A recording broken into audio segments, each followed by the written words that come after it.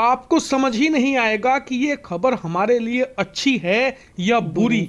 इसीलिए पहले मैं आपको बुरी। बहुत आसान भाषा में ये पूरी खबर एक्सप्लेन करूंगा और उसके बाद बताऊंगा कि ये हमारे लिए कितनी बेहतर है और कितनी बुरी खबर है। दरअसल आप स्क्रीन पर देखिए, वाह। बांग्लादेश की सेना ने आज इटली की कंपनी लियोनार्डो के साथ ऑफिशियली एक एग्रीमेंट साइन कर लिया। अस्सलाम वालेकुम my YouTube family, welcome back to my channel Sheen reaction. This is Meeno Sheen Chaudhary. I hope so आप सब लोग फिट फाट होंगे, टिप टॉप होंगे और मज़े से होंगे। बांग्लादेश ने इटली की कंपनी लियोनार्डो के साथ जो है एग्रीमेंट साइन किया है, जिसमें यूरो फाइटर टाइफून जो है वो ख़रीद रहा है, और एक नहीं दो नहीं पूरे 12 यूरो फाइटर टाइफून वो ख़रीद रहा है। इंडिया को समझ नहीं आ रही को इस बात पे खुशी का इजहार करें या काम का। खुशी वो ये समझ रहे हैं कि अब बांग्लादेश की डील जो है इटली के साथ हो चुकी है, तो बांग्लादेश जो चाइना से और पाकिस्तान से फाइटर जेट ख़रीद रहा था वो अब कैंसिल हो चुकी हैं, जो कि उनकी खुशी बिल्कुल मन घड़ा था। इसमें कोई सच्चाई नहीं है। जो पाकिस्तान और चाइना के साथ बांग्लादेश की डील थी वो अपनी जगह पे कायम है, और बांग्लादेश पाकिस्तान और चाइना से भी फाइटर जेट ख़रीद रहा है। लेकिन इंडिया को खुशी इस बात की हो रही है कि शुक्र है पाकिस्तान और चाइना के साथ डील नहीं हुई और हमारा चिकन नेक जो है वो बच गया।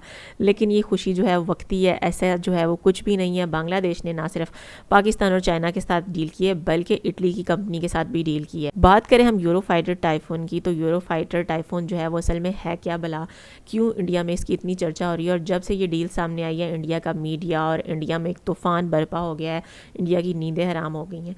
यहाँ पे मज़ेदार ट्विस्ट ये है कि यूरो फाइटर टाइफून एक ऐसा जेट है जिसको पहले इंडिया खुद ख़रीदना चाहता था। जी हाँ, इंडिया जो है इसको खुद ख़रीदना चाहता था। राफेल की जगह वो यूरो फाइटर टाइफून को ख़रीदना चाहता था, लेकिन इंडिया के जैसे अपने नेबरिंग कंट्री के साथ ताल्लुकात अच्छे नहीं रहते, तो यूरो फाइटर टाइफून जो है वो एक मुल्क नहीं बल्कि 4 मुल्क बनाते हैं, जिनमें ब्रिटेन, जर्मनी, इटली और स्पेन जो है वो शामिल है।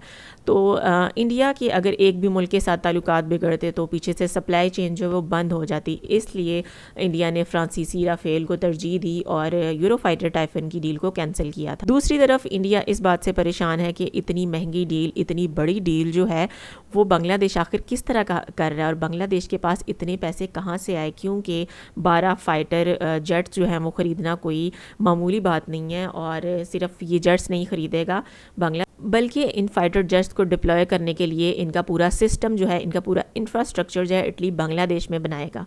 तो इस पूरे सारे सिस्टम के बारे में जब से न्यूज़ सुनी है इंडिया ने, इंडिया बहुत परेशान दिखाई दे रहा है, और इंडिया को ये बात बिल्कुल हज़म नहीं हो रही कि बांग्लादेश के पास इतने पैसे कहाँ से आए। तो इसकी डिटेल देखते हैं आज की वीडियो में। Let's start the video. 3, 2, 1 start.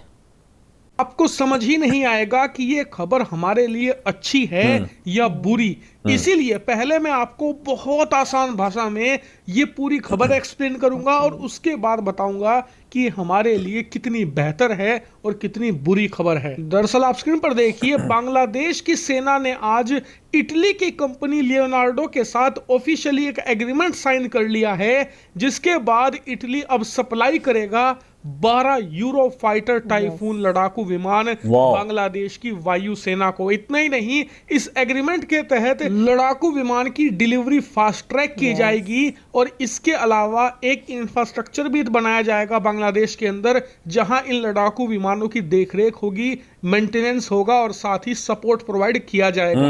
यानी कि देखा जाए तो ये एक बहुत तगड़ा एग्रीमेंट साइन किया है बांग्लादेश ने। क्योंकि आप में से बहुत से लोग नहीं जानते होंगे कि यूरो फाइटर टाइफून है क्या भला।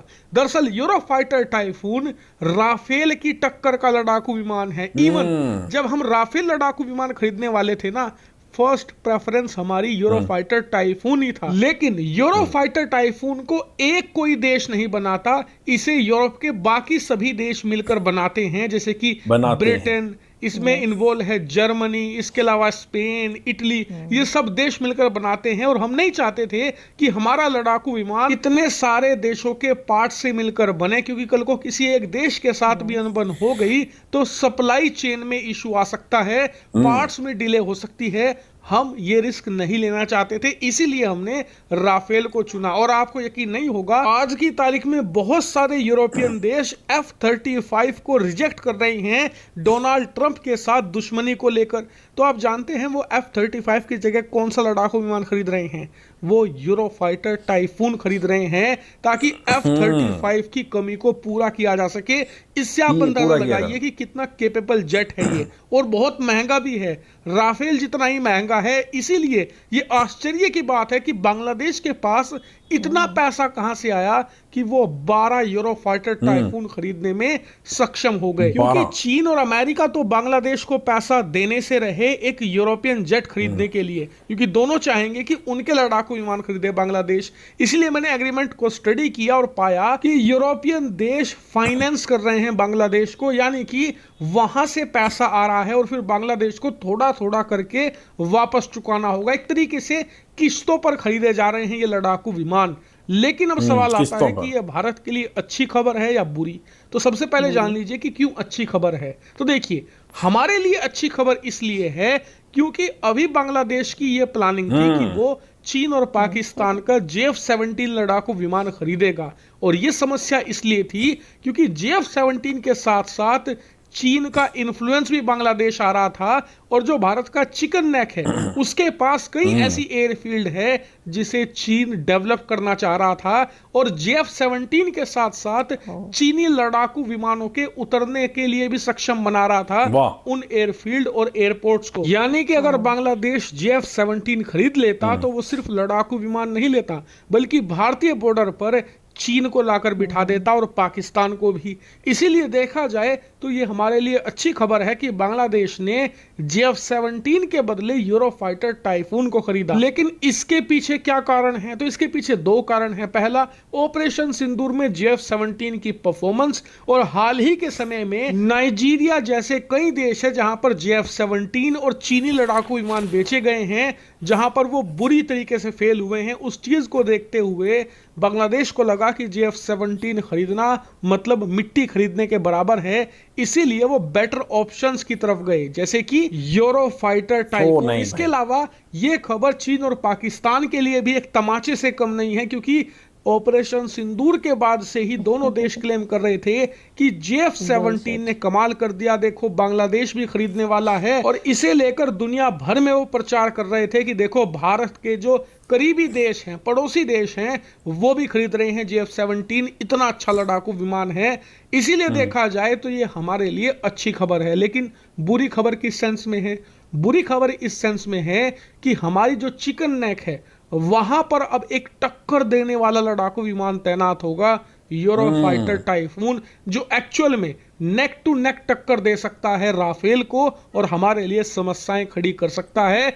इसीलिए हमें इनकी एक्विजिशन पर बारीक निगाह रखनी होगी। कहां ये तैनात करता है बांग्लादेश, कैसे इनका इस्तेमाल करने की प्लानिंग कर रहा है, इस पर हमें अपनी इंटेलिजेंस के जरिए नजर बनाए रखनी होगी।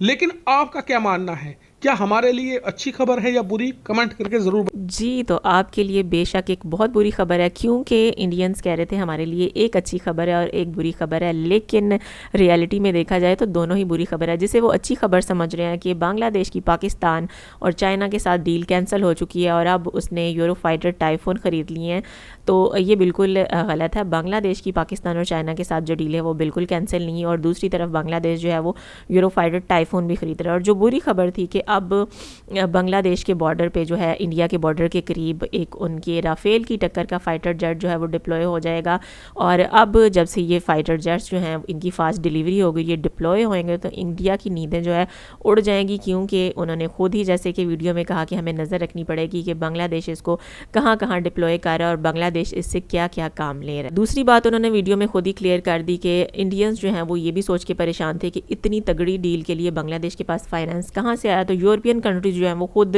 फाइनेंस कर रहे हैं बांग्लादेश को, यानी कि इंस्टॉलमेंट्स पे ये जो टाइफून जेट्स हैं ये बांग्लादेश को दे रहे हैं। और बांग्लादेश की इस एक मूव से पूरे एरिया का, पूरे खित्ते का पावर बैलेंस जो है वो हिल के रह गया, क्योंकि इंडिया कभी भी नहीं चाहता था बांग्लादेश के पास इतनी पावर आए और बांग्लादेश जैसा मुल्क जो है उनके मुकाबले में खड़ा हो जाए।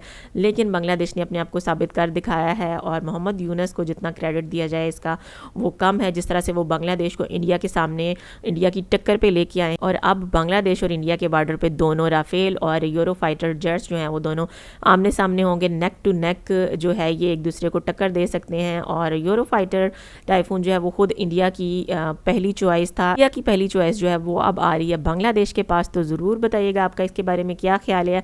वीडियो अच्छी लगी हो तो वीडियो को लाइक कर दें, चैनल पे नहीं हो तो चैनल को सब्सक्राइब कर दें और बेल आइकन को हल्का सा प्रेस कर दें। मिलती हूँ नेक्स्ट वीडियो में। Till then stay healthy, stay wealthy, stay awesome. अल्लाह हाफिज़।